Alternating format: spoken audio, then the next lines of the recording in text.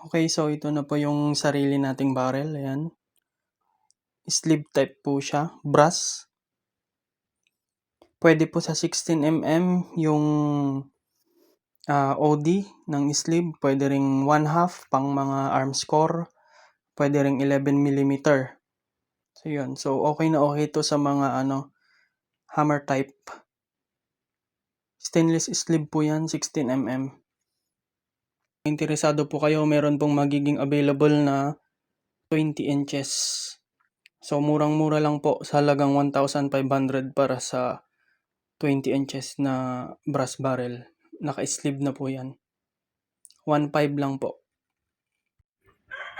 Okay, so i-test natin tong barrel na gawa ko, sariling gawa yan. Ayan. 12 inches, 6 grooves. So gamit tayo ng meteor na na-resize, 5.51, 5.52mm yung head diameter. So andun yung target, yung puti. May camera na rin ako doon. Check natin.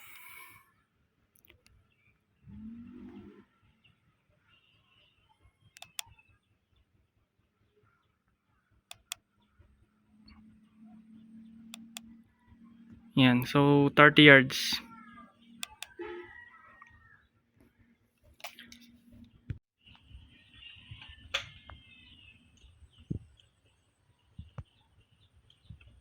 Okay, so first shot. Sa taas yung yung endpoint ko. Yung taas na dot.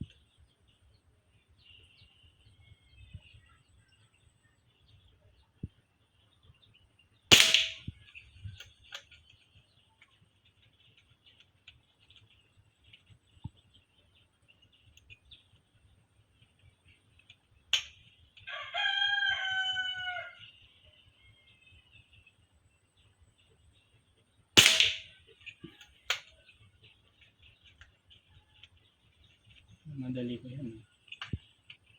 Second shot. Medyo magalaw. Tumanda rin.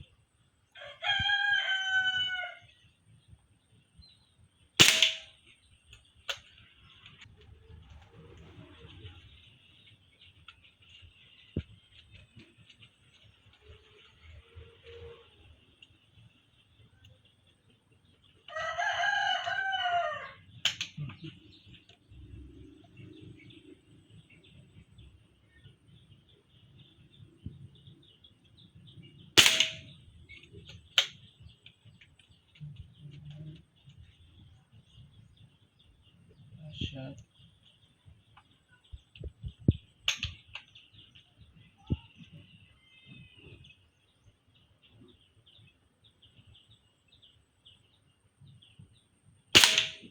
Yun.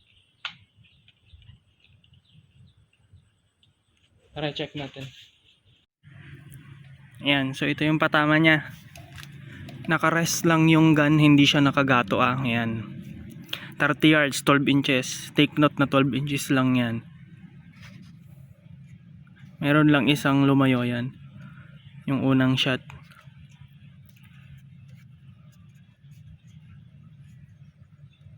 Tignan nyo naman kung gaano kaliit yan. Sa 30 yards, 12 inches.